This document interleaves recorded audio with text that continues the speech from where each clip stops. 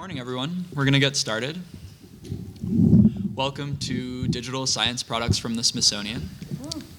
My name is Ruben Brenner Adams. I'm an interactive developer at the Smithsonian Science Education Center.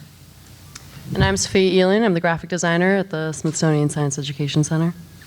And I'm Ryan Seymour. I'm the Education Technology Specialist at the Smithsonian Science Education Center. So, who here has heard of the Smithsonian Institution? Show of hands. Okay.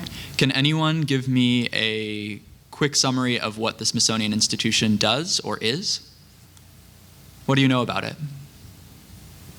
It could be one-word answers. Yes. Science. Science. Okay, Yeah, good that's start. part of the Smithsonian Institution. Yeah. Aha. That's true. It's an You're using institution. their deductive skills here. Anybody else? Have you ever been to a Smithsonian Institution building? Which one? Wow. Are you sure? Maybe. So there are a lot of buildings that are open to the public, and those are primarily the museums. So the Smithsonian is the world's largest museum, education, and research complex. That includes 19 museums, a lot of which are in the DC area, some of which are in New York, one of which is out near Arlington in Virginia. But there are also 9 research centers, 5 education centers, 3 cultural centers, 21 libraries, and a zoo, all of which produce things that the public can use and are free to the public, but not all of which are open to the public. And we work in one of those education centers, the Smithsonian Science Education Center. So a quick background on the Smithsonian Institution as a whole. We believe in lifelong experiential learning. So what that means is we're really big on hands-on experiences in museums, in informal spaces, but in our case, also in formal spaces as well. Each year, the Smithsonian Institution reaches 11 million people through educational programming, and that is in addition to the 33 million that are coming through the doors of museums annually. From where we're from is the Smithsonian Science Education Center, and that is the only Smithsonian organization that is solely dedicated to formal STEM education. So that's classroom education in science, technology, engineering, and mathematics.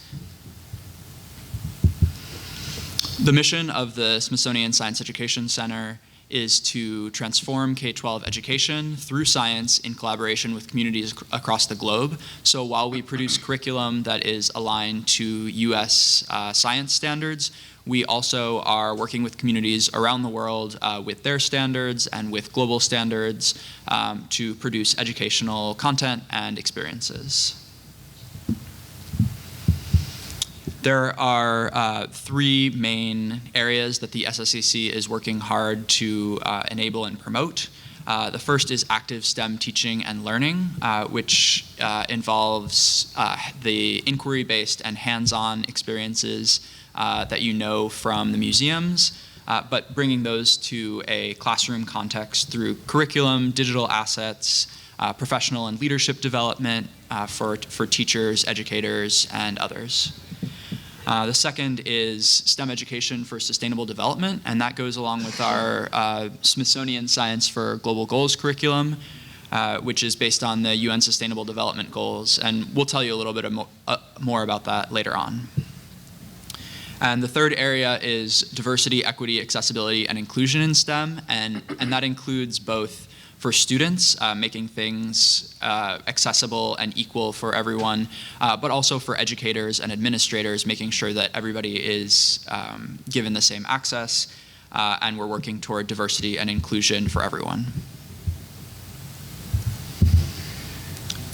So there are 3 main programs that you'll see from the Smithsonian Science Education Center, and so the digital products that we're going to be talking about fit into primarily the first 2.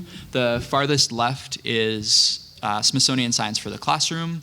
That's our K-8 paid curriculum that is aligned to next generation science standards and is distributed to schools across the country and a little bit in other countries as well. The middle one is Smithsonian Science for Global Goals, which is a free curriculum based on the UN Sustainable Development Goals, as I mentioned earlier. And we will also be talking more about that one. And then the far right is our professional development and leadership development outreach that we do for educators, for administrators, and for schools across the country and around the world. We've actually been doing more and more outreach in different international locations, including Brazil and India recently. So, the digital media team, which is us. There. So, what do? We bring Smithsonian science to the classroom through our digital products by collaborating with our curriculum developers and professional services. Who we are? We started about 6 years ago as a one-woman team. Ashley Deese, our manager, ran the digital team for about 5 years until a year and a half ago when a graphic designer, education technology specialist, and interactive developer were hired, which is us. And since then, as the internal team, we've been working on all the projects. And having an internal team has been really great. It's been super efficient. All of our clients are right down the hall from us, so we can kind of get feedback like that. It's cost effective, and it strengthens our overall brand and image through consistent design and implementation. Our digital products, we have a ton of digital products. We have games and simulations, video series and animations. We have 3D makerspace challenges, eBooks, and lessons and activities online.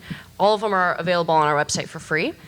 And all of our digital products are where we can reach out to other Smithsonian institution divisions as well as external organizations to kind of get more data and inspiration as well as other resources to kind of help us out in our product development.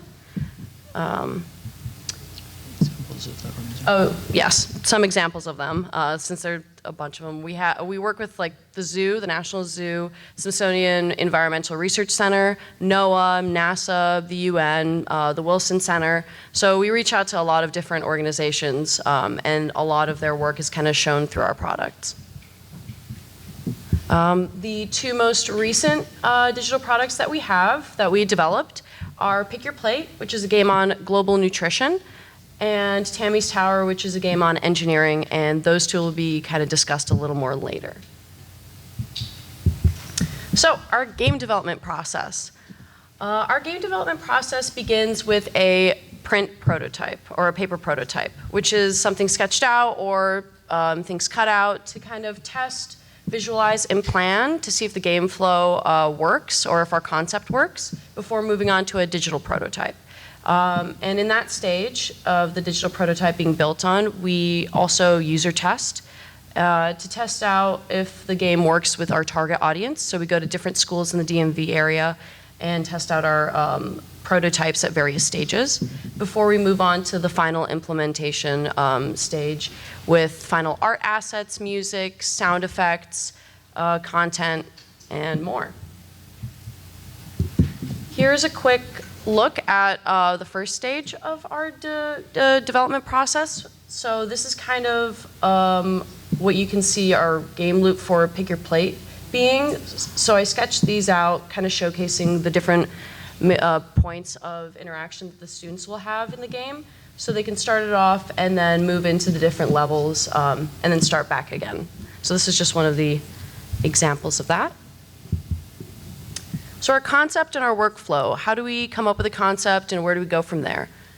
It always starts with a curriculum developer. They're usually working on an activity or a lesson that they want a digital asset to pair with. So there's an educational element that they want to highlight more in a digital product, and they come to us to figure out what that can look like. After we nail down what that lesson or activity educational goal is, we brainstorm as a team, and we have a lot of creative freedom being a small team. We can kind of go in any direction that we really want in terms of visual look and concept. So once we're done with brainstorming, we do a lot of wireframing and storyboarding to get the game flow out and visualize it for the curriculum developer as well. And during that process, we also start the research. So research is where we reach out to those different Smithsonian institutions or external organizations to kind of help us out. And the research kind of goes for both content and visual. So we look up all the data as well as do research on overall personality and brand of the game. So that's where I kind of come in and collect a lot of inspiration images, reference images, and do a lot of research to make sure that the things that we're representing in the game are accurate. In addition to that, we like to keep in mind diversity, inclusion, and accessibility while we are creating the game. So at every point of development, that's something that we keep in mind to make sure that it's properly represented. And then we move on to digital asset creation. So as the graphic designer, I illustrate all of the assets for our games. That goes for user interface as well as the visuals, and I also do animations. So that process kind of gives us an idea of the scope of our digital product and how large or how much work we'll be putting into it as well. And then after that, I export it to our interactive developer where we do layout and final implementation. And then we have a final product.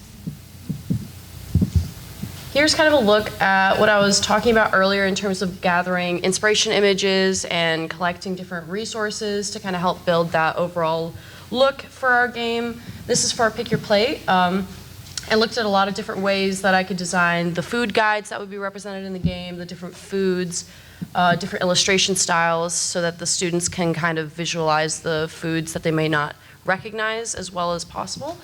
As well as different examples of interface design and color schemes. In addition to games, we also work on simulations. So this is kind of a smaller version of a game, and I kind of want to talk about this example. So our curriculum developer was working on an activity focusing on the differences between a baby animal and an adult animal, and those characteristics. And so the curriculum developer wanted a simulation for the kids to play through so that they can learn about the difference between a baby rockhopper penguin and an adult rockhopper penguin. So she started off by giving us reference images to work off of and descriptors differentiating the different stages of growth. And I took that, and you can kind of see in the top right corner a pencil sketch of the different stages of the rockhopper penguin in the style that I kind of got from the inspiration image shown over there. And so I sketched those out to show the curriculum developer before finalizing it into a digital illustration you can see at the bottom. User testing. User testing is a really important part of our development process, as it should be for most of them. We user test in a variety of schools in the DMV area, as I mentioned. We also user test at different events, so District Arcade, Sam Arcade, Ed Games Expo, which is next week. You guys should check it out if you're not already. And we bring various stages of our digital prototypes to these events, so it could be early on or later on in the development stage. And user testing helps us get a lot of feedback from the students and kind of see how they're interacting with our product. So for example, at District Arcade, we kind of got to see how the students were working with the Pick Your Plate prototype we were working on and notice the points of struggle or the points where they weren't really understanding some of the concepts. And we were able to build our tutorial off of that and kind of tailor it to meet those needs. In addition to getting a lot of good feedback from that, it's really rewarding to see students playing with our games even before final development. And there was this one student at District Arcade that kept coming back, so that she came back 3 different times to play our prototype, and it was just really great to see the positive reaction that the kids had as well. So user testing's cool. Here's another image of students playing with some of our prototypes. And this looks like a blank screen, but it's not. It's a video. This is a video showcasing some of the gameplay of our different games. The sound's only coming from this computer, but... you can kind of get the idea. So these are all our games that are available on our website for free. They're also on app stores, Amazon, Google. So you should definitely check them out. They're for a variety of age groups and touch on a lot of different science topics. So there's biodiversity, engineering, nutrition. There's a whole gambit of fun things. So that's us. You want to watch it again? And then on to In the Classroom with Ryan. So I'll be talking a little bit about how we get a digital game into a classroom and how it can be effective for teaching. This is a pretty big challenge, and one of the game you probably have played many games when you were growing up in classroom settings. Is that true? Like educational games in classrooms? And one of the challenges with those games is that they might not align perfectly to the school standards or even the classroom lesson of the day. So what we have to do is we have to make sure that when we design a game that we understand the standards that the educator wants to use within their classroom. And we also want to be able to design the game so that it can demonstrate that learning process so the teacher can, the educator can kind of see how students are learning and understanding their intended goals there. One of the benefits of working at SSEC is that we develop curriculum and games in parallel with each other. So we can design curriculum and digital products at the same time. One of the other challenges that we have to show within the game is how are students learning? And this can be kind of difficult because you might remember educational games from your childhood, but to say, oh, I learned about this or I learned about that, you can't quite, a teacher, an educator can't quite be able to take your comments and show them as an assessment or show them as like that you have actually achieved a certain level of understanding in this subject. So when we design our games, we have to kind of figure out, okay, what is fun for the students to play, but also what is fun or what is necessary for educators to be able to see that, to understand how the student is performing. In both of our games, in Pick Your Plate and Tamis Tower, we have summary screens that show how a student is doing in a specific area that we're trying to teach in those game settings. Another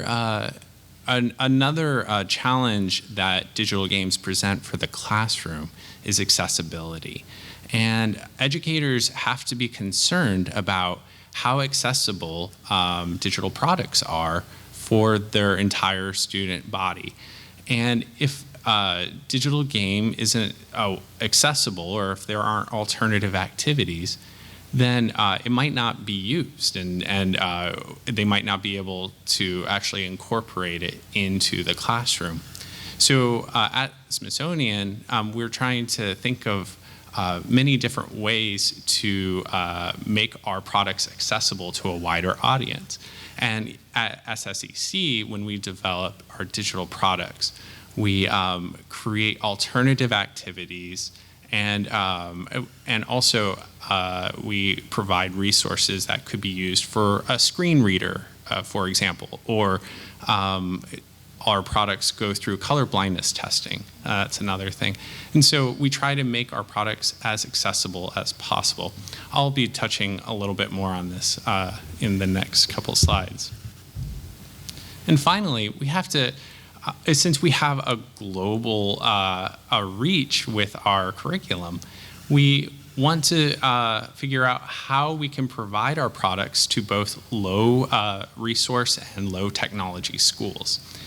So this can be a challenge because not all classrooms have access to a computer lab. Some don't even have access to the internet. And and different devices, different platforms make this a challenge. So at SSEC, what we try to do is when we develop our products, we provide alternate activities that don't require technology or as much technology, but we also make sure that we release our digital games on multiple platforms, including web and iOS, Android, Amazon. So as many schools as possible can adopt these games if they would like to. I'm going to talk a little bit about the two games that we introduced earlier, and kind of how these games answered those big overall questions that educators are concerned about.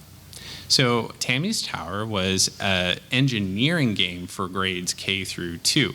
There's actually not a lot of engineering games out there for this age range. And so it was interesting to try to interpret standards, engineering standards for a science game where young learners can try to learn engineering goals and techniques. Learners are trying to, students are trying to learn how the shapes can be used to achieve a goal or to fix a problem. Now we aligned these, the game is aligned to next generation science standards, which is curriculum, it's a standard that's adopted for pretty much the entire country. Not all of it, but it's a pretty wide-reaching standard. And what we also incorporate is metacognitive assessment piece within the game, where students can demonstrate their confidence in their structure that they developed. What's interesting about the metacognitive assessment is at the end of the game, educators can look and see how each student is demonstrating their confidence or lack of confidence in the lessons that they're learning throughout this game. But also they can see if a student is maybe overconfident and they aren't achieving the goals, the engineering goals and standards. So this can demonstrate a gap between how the student feels like they're doing and what they're actually achieving. And that can show that the educator needs to have a follow-up with that student to make sure that their feeling of achievement can line up with the actual achievement that they do within classroom activities. We've also provided many different resources for teachers. So when they try to add this game to their classroom, we have a free lesson guide booklet for teachers with multiple activities, multiple worksheets. So just in case the computers aren't working that day, you can use worksheets that demonstrate similar learning goals and techniques for that the game would do. The accessibility support for this game is really in depth. So we did color blindness testing, text alternatives. We localized the languages into 2 different languages for this one. So we did English and Spanish, which helps educators who are in ESL environments to be able to incorporate this game into that area, but also it can widen the game into a global asset. And what was interesting about Tamis Tower Spanish was it was actually one of our top downloaded games for within all of the Smithsonian apps for one of the most recent months. So we were really excited to see that it was a game that was developed in Spanish and it was reaching a global audience because of that.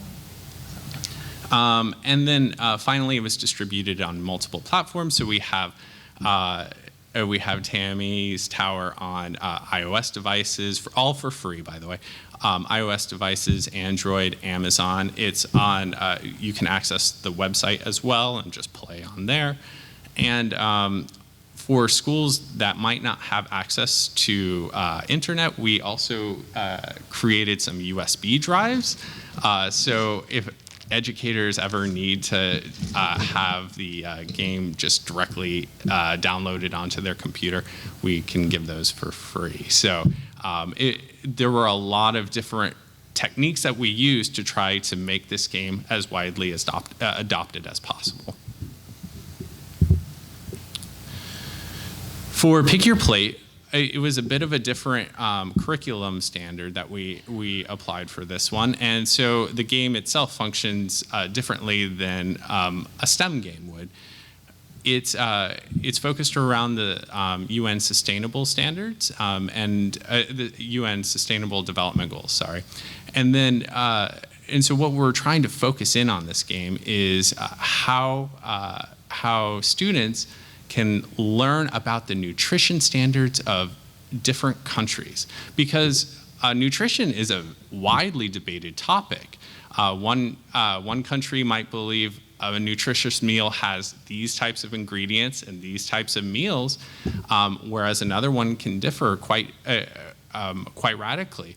And so our game kind of demonstrates the differences between different countries and their ideas of nutrition, what's different and what's similar between those countries.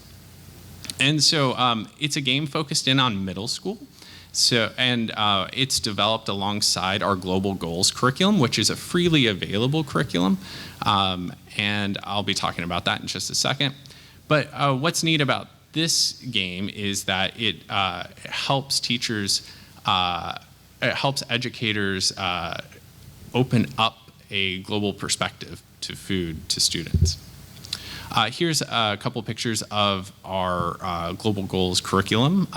We have released our first module last year on mosquitoes, and then our current one on food that we developed, Pick Your Plate to Fit Within, that's going to be released later on in 2020.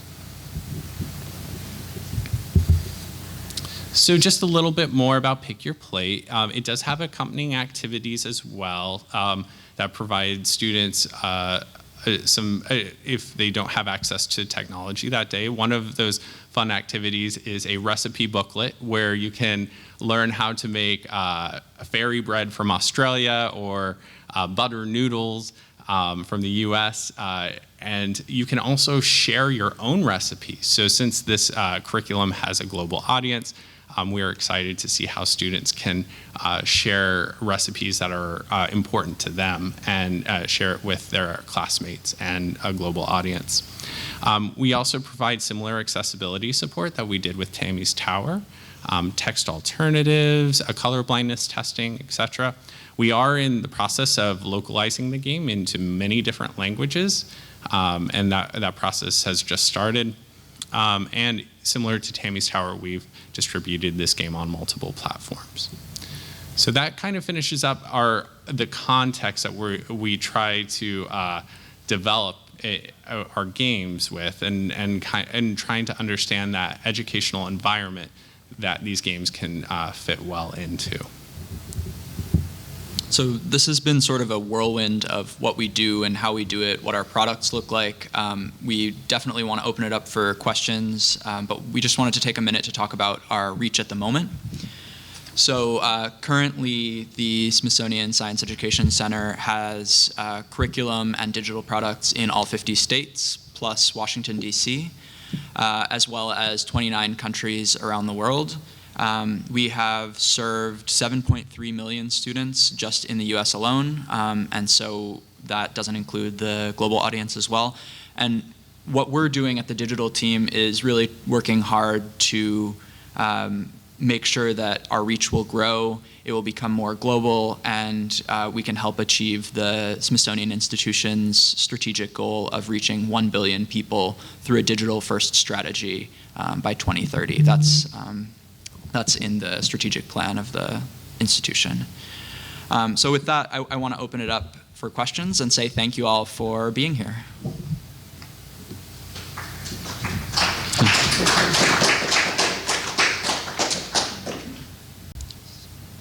We got. Yes. Yeah. So I'm just curious, so what engine are you developing this on, and also how long does it typically take to release one of these? Yeah, so the question was about engine and development cycle. So we work primarily in the Unity game engine with C#, and we publish to all kinds of different platforms just directly from Unity. And then the development cycle generally runs somewhere between 6 and 8 months. Yeah, for the two major games that we talked about. For a simulation, it could be shorter, maybe 2 or 3 months. But it depends on a lot of things, including the scope, the funding source, and sort of the development resources we're able to throw at the project. You mentioned the recipe book. Was that like a print thing, and do you develop any of these games? Do you like physical printed games, or like have any printed physical accessories? Yeah. Can you repeat the question? Yeah, sure. So the question, and correct me if I'm wrong, it's printed activities and games alongside our digital games that we release. So what we do is we provide yes. So we do provide printed lesson guides, activities, and also just the process of how a educator can incorporate this game within their classroom environment. The recipe booklet is a printed activity that students can use, and it will be freely. I think it should be up on our Pick Your Play website within about a couple weeks. That can be downloaded and used in classroom environments. So, yeah. You mentioned that you were distributing the school's curriculum setup. How are you doing that distribution? So the question is about distribution of curriculum. So the Smithsonian Science Education Center has been developing curriculum for over 30 years at this point, and we have an established partnership with Carolina Biological Supply Company, who's our publisher. And so through Carolina, we are marketing our paid curriculum to schools across the country that are doing next generation science standards in their classrooms. But in terms of the global curriculum, the Global Goals curriculum, that is sort of more organically marketed through various platforms. Yeah, including our professional services division, who goes sort of to schools around the world and does trainings and workshops on our curriculum and the activities, as well as the digital products. So there are a lot of different avenues, I guess, but for the paid curriculum, that mostly goes through our publisher, and for the free curriculum, it's more word of mouth and just getting the word out wherever we can. We're getting a marketing person soon.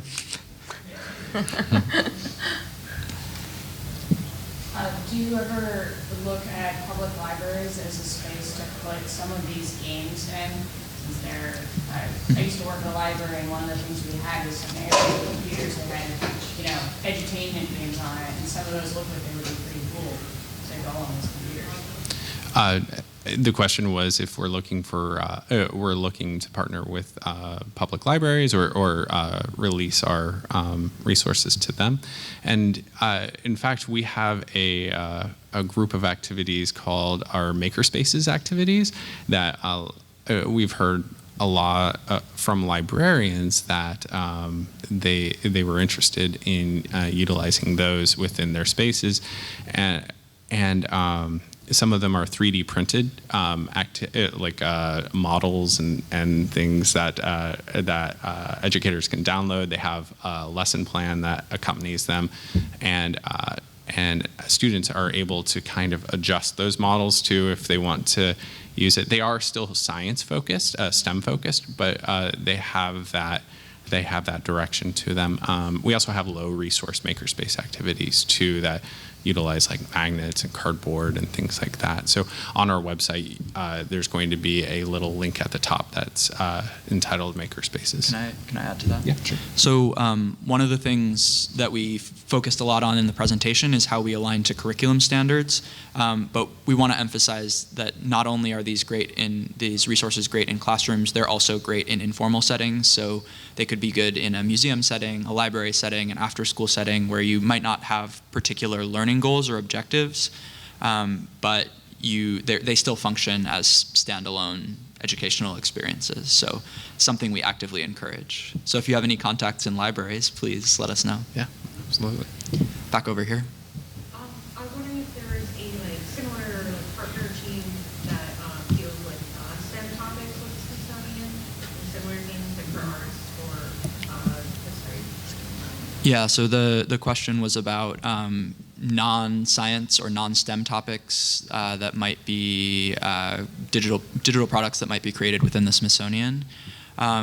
And there are a couple of different educational organizations within the Smithsonian that do things like that, including the Smithsonian Center for Learning and Digital Access, which puts out a lot of content on their platform Learning Lab, as well as the Hirshhorn develops apps and games mostly for use within the museum, as well as the Smithsonian American Art Museum. They also have, and the Renwick Gallery has an app that goes in their museum. So it's more specific to the location for a lot of the museums. I was just about to say the African Art Museum or African Yeah. American Art Museum. The African American History and Culture Museum and then the African Art Museum also have companion apps that go with their museums. But I guess the clearest analog is to the Center for Learning and Digital Access and the other education centers that are developing apps around other topics. With your accessibility options, which anyway, thank you for creating accessibility options, is that more of a unified backend that you just plug into all your apps and games, or is it individually built as you create each game? So the question was about the accessibility options and whether they're sort of their own package or whether they're custom built into each game. And I know PBS Kids is doing a lot with a unified backend for accessibility options, and I was really interested to hear that talk yesterday about that system. Currently, it's mostly custom because of the small team that we have and the fact that we haven't been able yet to invest enough resources into developing a unified platform.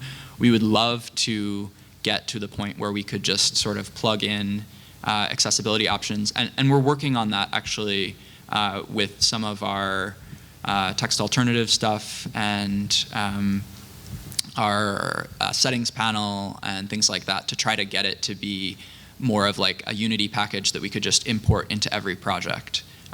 Currently, we're under development for that.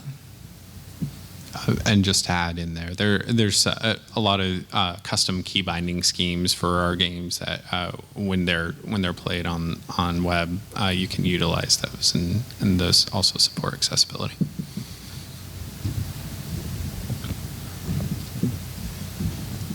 Yep. Thank you for coming and talking to us about the work you're doing. I want to latch on to the global reach part of that question.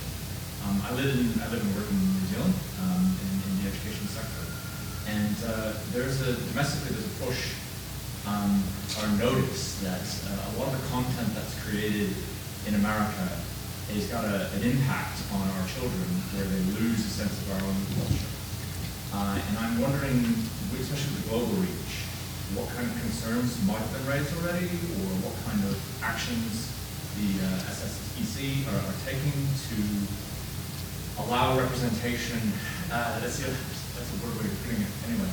But basically to be culturally responsive and allowing domestic people to kind of build their own tools. So say, well, we really love your engineering thing, but we don't need American characters or American voices or the birds that might be flying by. They don't represent our birds, so we're losing a bit of us.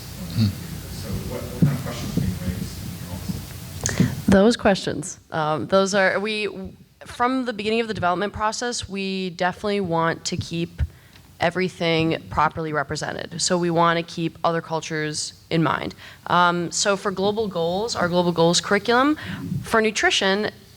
There are a lot of aspects in the module that touch on students going into their own communities and bringing what they learn from the curriculum and taking that and reaching out to their communities and learning about how theirs are unique and how their nutrition standards are unique, and learning about themselves rather than somebody else. So in our global goals curriculum, we definitely make it about the student and where they are rather than about a set storyline for them to follow. So that's how we kind of keep that true.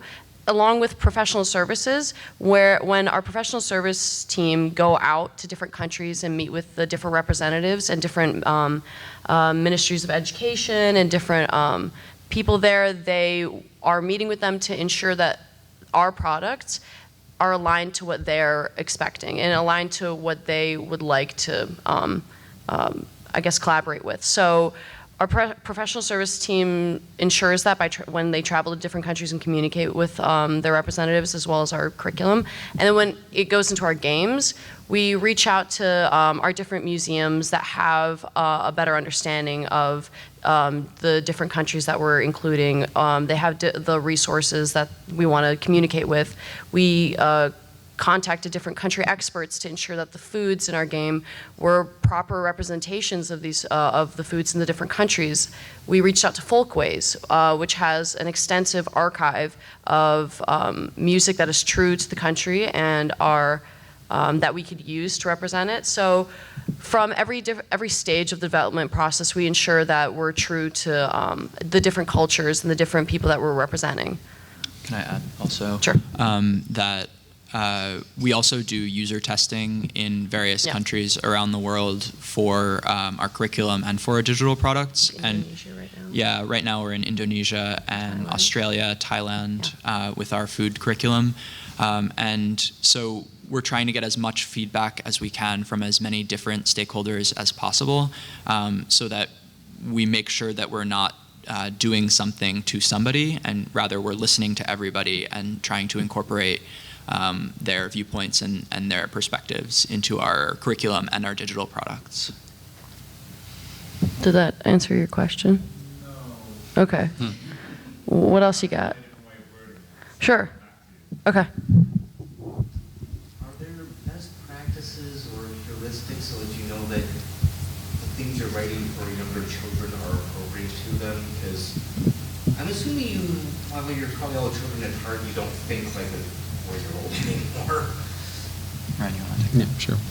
So all of the text that shows up in our games goes through an editor that's able to kind of rephrase our vocabulary into the goals or the expectations of that age group. So I think that that's probably the one of the best ways for us to kind of recalibrate that. But for mechanics, one of those challenges too is to make sure that we have tutorials that are easily that give a lot of tips and demonstrate the expectations of the game as much as possible.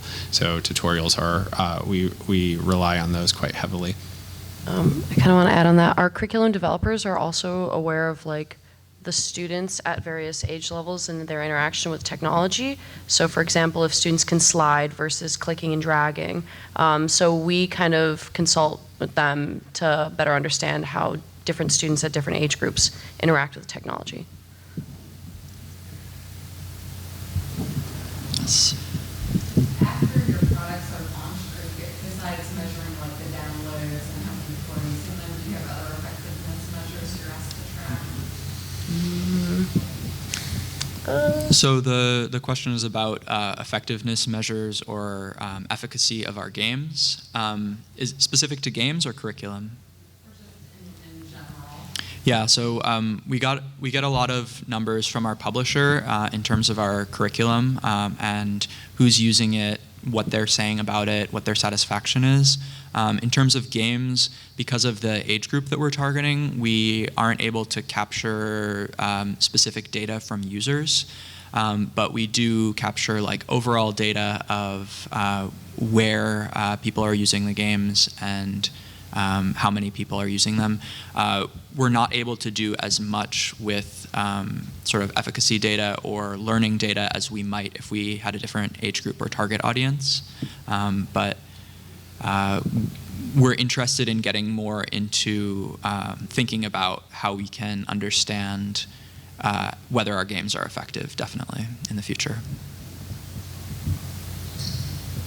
Is there any interest or plans to expand into college curricula? We're still working on getting to high school, so we'll let you know.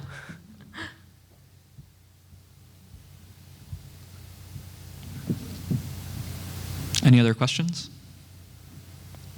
All right, thank you all for being here, and we'll be up here. Please feel free to come grab some stickers or USB drive, or come ask us questions that you think of now. It's all free. Thank you all. Thanks for coming.